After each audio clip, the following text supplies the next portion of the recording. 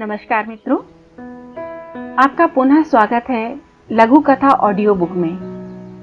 आज की कहानी का शीर्षक है तरसती निगाहें, जिसके लेखक हैं डॉक्टर गौरव कुमार वशिष्ठ। रामाशीष चच्चा शहर में अफसर थे। उनकी 2 बेटियां और 2 बेटे थे, जिनकी परवरिश उन्होंने बड़े ठाट बाट से की। उनके बेटे और बेटियां शहर के नामी गिरामी स्कूल कॉलेज से पढ़े और सरकारी नौकरियां पा गए। बेटियां तो पढ़ाई होती ही हैं। शादी के बाद अपने अपने घर संभालने लगी। अब दोनों बेटे शादी को बचे थे। रिश्ते तो काफी आ रहे थे, परंतु लड़की देखा देखी होने के बाद अक्सर बात कट जाती। बड़ा बेटा सुधीर, उनकी डिमांड थी कि लड़की पढ़ी लिखी हो और सरकारी नौकरी भी करती हो। वो खुद तो शाहरुख खान नहीं थे, परंतु मन में दीपिका पादुकोण जैसी बीवी की लालसा लिए बैठे थे। खैर, चाहने से तो भगवान भी मिल जा रहे हैं, तो बीवी कौन सी बड़ी बात थी। मिल गई मनपसंद लड़की। दोनों मियां बीवी शहर में ही रहने लगे। 2-2 नौकरी से पैसा आने लगा तो घर बनते भी देर न लगी। अब बच गया छोटा बेटा। वह तो अपने भाई से भी 2 कदम आगे निकला। साथ काम करने वाली एक लड़की से शादी करके सीधे चच्चा चाची के आशीर्वाद लेने के लिए आ पहुंचा।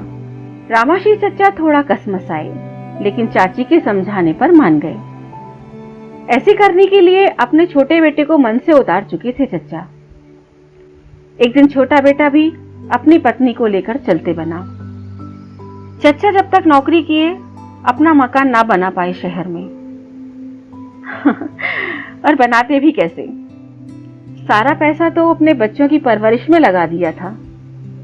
जब रिटायर हुए तो सोचा कि चलो, हम तो घर नहीं बना पाए, बेटों ने बना लिया तो वहीं चलते हैं। और एक दिन पहुंच गए बिना बताए बड़े बेटे के घर। बड़ी बहू और उनके पालतू कुत्ते ने उन दोनों को पहले थोड़ा तजबिजाया, फिर घर में प्रवेश हुआ।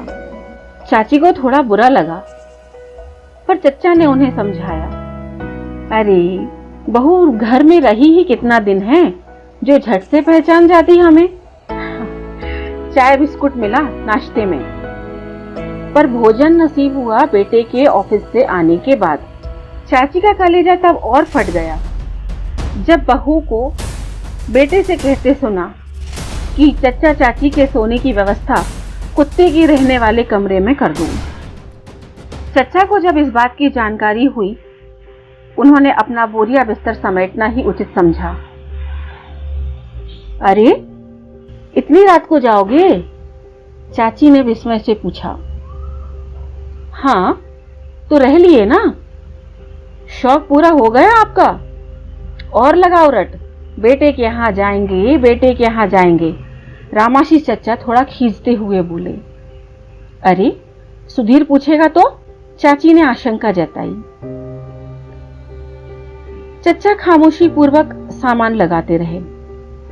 सुधीर, सुधीर, जरा बाहर का दरवाजा खोल दो, हमारी ट्रेन है। चच्चा ने बेटे को आवाज लगाते हुए कहा।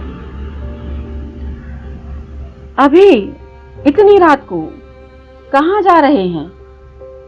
हमें तो लगा रहने आए हैं।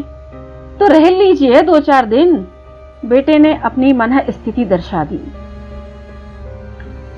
अरे नहीं, हम लोग तो तुम लोगों को देखने ही आए थे बेटा। देख लिए, अब क्या करेंगे रहकर? जा रहे हैं, ये देखो ट्रेन का टिकट।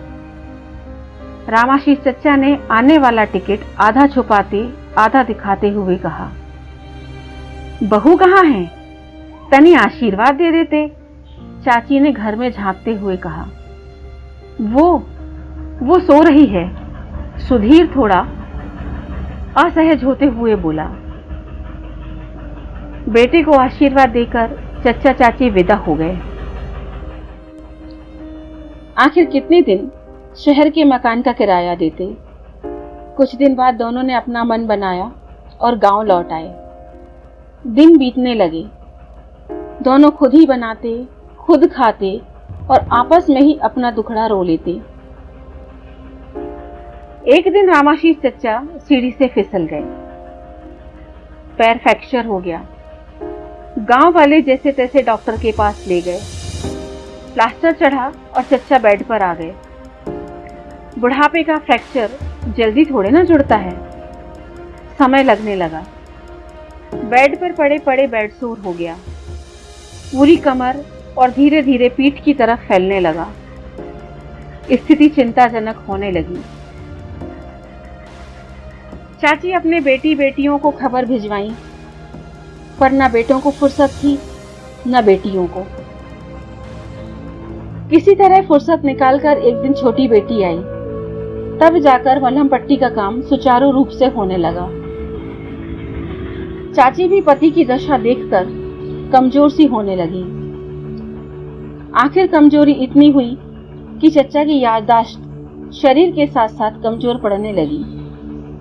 कभी अपनी बेटी और पत्नी को पहचानते तो कभी नहीं, पर जब भी कोई गाड़ी की आवाज या किसी मर्द की आवाज सुनाई दे तो पूछने लगते, सुधीर आया है क्या? चाची जल भुन कर जवाब देती, नहीं, नहीं आया। जब तक जागते रहते बार बार पूछते रहते, लगता है आ गया, मेरा बेटा आ गया। चाची कभी रोते और कभी झिड़कते बोला करती, ना जी, नहीं आया है। चचा बोलते, आप बताई उनको, खबर भिजवाई, अगर जानता मेरे बारे में तो जरूर आता। बेटे की आस लगाए चचा एक दिन चल बसे। चाची भी यह आघात सह न सकी। उनके शरीर पर लोटपोट रोती हुई वो भी चचा के साथ ही होली। यही शाश्वत सत्य है कि एक माता पिता कई बच्चों को तो पाल लेते हैं, लेकिन कई बच्चे मिलकर भी एक माता पिता को नहीं पाल पाते। चचा के प्राण पखेरु भले ही उड़ चुके थे, परंतु उनकी पथराई आंखें अब भी बेटे का ही इंतजार कर रही थी। पुत्र का जन्म पिता की आत्मा से होता है, इसीलिए उसे आत्मज कहते हैं। पड़ोसियों की सहायता से बेटी ने दोनों का अंतिम संस्कार किया। घर के बाहर लटका हुआ ताला अब घर के नए मालिक का इंतजार कर रहा है। कहते हैं इतिहास अपनी पुनरावृत्ति करता है, शायद इसीलिए ताले को भी सुधीर के बुढ़ापे का इंतजार है।